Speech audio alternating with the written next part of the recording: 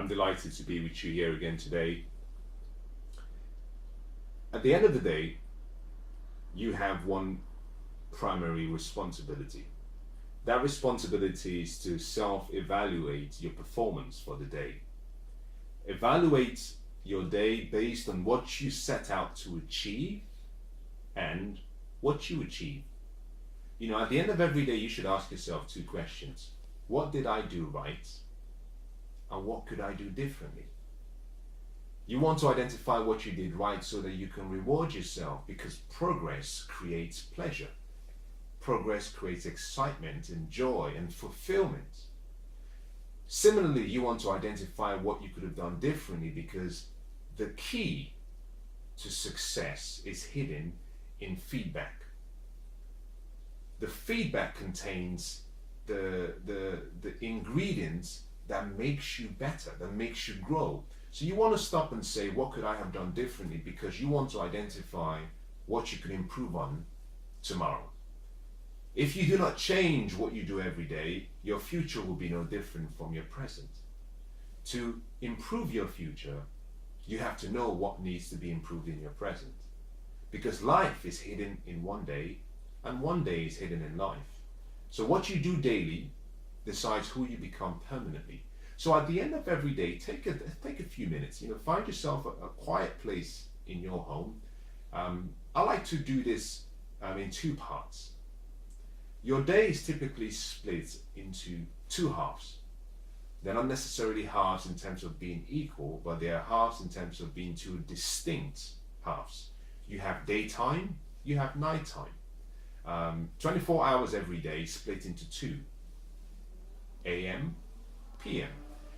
And we spend most of our waking life at work. So I like to finish the day before leaving the office, whilst you're still in that mindset, to sit down for about 5 minutes and just run the tapes again, replay the day, identify, did I make the right decisions?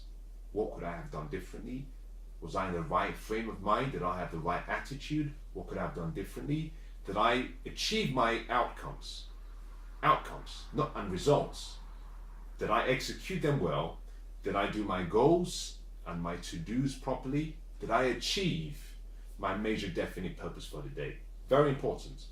Now, the office environment may also not be the right place for you, because if you've been working so hard, sometimes it might be difficult to stay in the same environment and have that focus. I like to do this on the way home.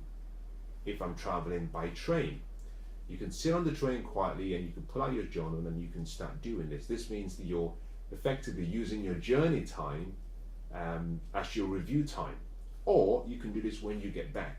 I tend to find if you walk into your house and you walk into your home, you now have a lot more responsibilities and it becomes difficult. So the final way that I would recommend, if you cannot do it at work and you cannot do it on the train or on the way home, perhaps you're driving, is why don't you stop by maybe a cafe before you get home.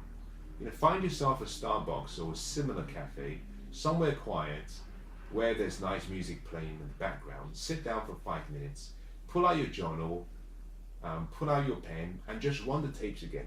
Now that is what you do primarily to review your waking day, i.e.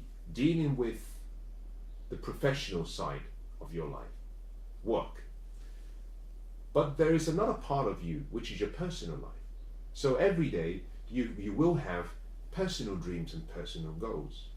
And you have to stop and ask yourself, okay, I may have been excellent at work, but did I neglect my personal dreams and goals? And many of us, because we have the structure in the working environment, it's easy for us to achieve our professional goals.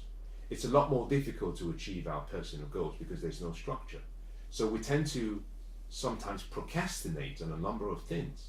So sit down and say to yourself, well, did I achieve everything I wanted to achieve in my personal life today?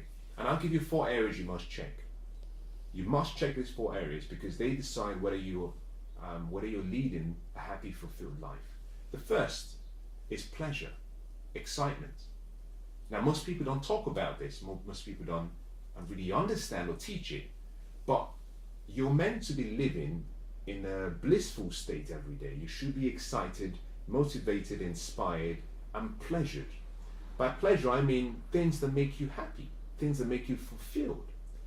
You cannot leave it to the weekends or holidays. You cannot leave it to someone else or maybe luck. You have to plan your daily experiences, and that includes your happiness, your joy, your fulfillment, your excitement. You have to. The second deals with your personal greatness, your purpose. Whether you feel that you're moving in a direction and you're growing, that greatness in you has been allowed to express itself, because all of us have an angel within looking for a path to express itself. So you have to stop every day and say, yeah, I did a great job at work, but did I live? Did I express myself?